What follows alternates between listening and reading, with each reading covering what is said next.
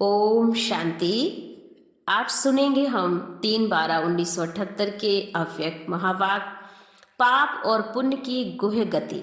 इस पर बाबा ने क्लास कराते हुए आज बहुत ही गहरी गहरी कर्मों की गति पर बात की। बाबा ने आज देखा कि बच्चे कहीं ना कहीं सूक्ष्म रूप में अनेक पाप कर्म करते हैं।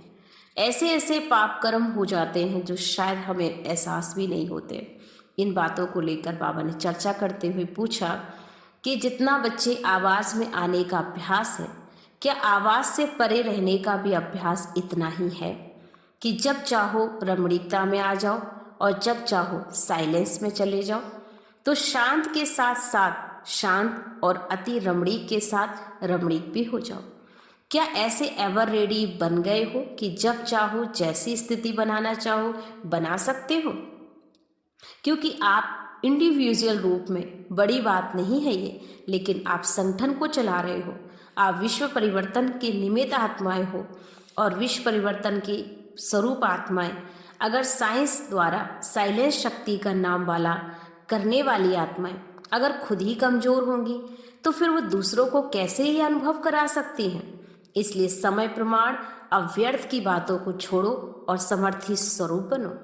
ऐसे विश्व सेवाधारी बनो, क्योंकि इतना बड़ा कार्य जो बाबा ने आप बच्चों को दिया है, आप श्रेष्ठ आत्माओं को निमित्त बनाया है। तो अगर आप श्रेष्ठ आत्माएं स्वयं चैलेंज करने वाली आत्माएं हो, प्रैक्टिकल दिखाने वाली आत्माएं हो, तो आप में वो महान अंतर सेवाधारी टाइटल जो मिला है ऐसा औरों को भी अनुभव हो।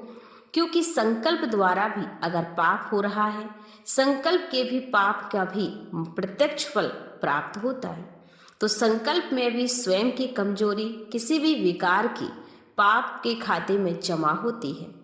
संकल्प में भी स्वयं की कमजोरी भी अगर है तो वो अन्य आत्माओं को भी पाप का अनुभव कराती है। इसलिए अगर खुद भी आप पाप के अनुभव में हो तो दूसरों को सुख का अनुभव नहीं करा सकते। लेकिन अगर संकल्प में किसी भी विकार के वशीभूत वृत्ति रख रहे हो तो यह भी एक महापाप ही है। किसी भी अनात्माओं के प्रति व्यर्थ बोलना भी एक पाप का खाता होता है।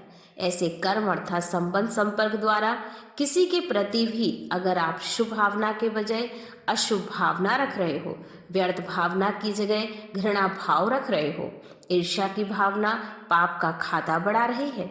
इसलिए बाबा कहते हैं बच्चे तुम विश्व के अधिकारी हो, है ना, बाप के वर्षे के अधिकारी हो। तो यह निश्चय रखो और नशा रखो।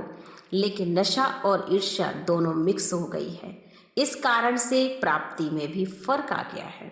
तो बाबा कहते हैं आप पाप का खाता मत बनाओ, पुण्य का खाता जमा करो। क्योंकि आप ब्रह्मा कुमार जीवन के नियमों को भी ध्यान में रखो, मर्यादाएं सदा सामने रखो। पुण्य और पाप दोनों का ज्ञान बुद्धि में आ गया ना अब तो, कि हमें क्या करना है क्या नहीं करना। अगर किसी भी प्रकार की चलन द्वारा नॉलेज का नाम बदनाम हो तो बाप के पास हर एक का खाता स्पष्ट है। ध्यान रखना, आपको चलाओ। बाबा कहते हैं अपने आप को चलाओ मत, अर्थात धोखा मत दो। यह तो होता ही है ना, वह तो सब है ना, सब भले सब मैं है लेकिन मैं सेफ हूँ, ऐसी शुभकामना रखो। क्योंकि सब कुछ भी करें पर मुझे नहीं करना, तब विश्व सेवाधारी कहला सकते हो। तो संगठित रूप में एक मत होकर रहो और सदा ही बुराई से दूर रहो। ना बुरा सुनोगे, ना बुरा देखोगे, ना सोचोगे। अब बाप कहते हैं व्यर्थ भी ना सुनो, ना सुनाओ, ना सोचो। सदा शुभ भावना सोचो, शुभ बोलो। व्यर्थ की शुभ भाव से सुनो। जैसे साइंस के साधन बुरी चीज को परिवर्तन करके अच्छा बना देते हैं, रूप परिवर्तन कर देते हैं, तो क्या आप शुभ भाव चिंतक बनकर सर्व आत्माओं के बोल के भाव को परिवर्तन नहीं कर सकते हो? अवश्य ही कर सकते हो। इसलिए बाबा ने कहा लास्ट में कि आप सब मर्जीवा जीवन वाले आत्माएं हो, तो इसलिए मर्जीवा बनने में मजा है ना, इसी को ही महाबली कहते हैं। घबराओ नहीं, खुशी से मरो, ये मरना तो जीना है, यही सच्चा जीवदान है। आपका पहला पहला वचन क्या है? एक बाबा दूसरा ना कोई। एक का नाम रखना है ना याद। तो भाव और भावना परिवर्तन करो वाह ड्रामा वाह, जब कहते ही हो ना सब कुछ अच्छा होना है तो हर बात में वाह वाह हो गई ना। हाय हाय खत्म करो और वाह वाह के गीत गाओ। ड्रामा भी वाह, मेरा भाग्य भी वाह, और विश्व परिवर्तक शिव बाबा भी वाह। तो कोई भी बात मुश्किल नहीं लगेगी, हर काम सहज ही सफल होगा। तो हमेशा बाबा को साथ रखेंगे और उमंग उत्साह में रहेंगे। ओम शांति।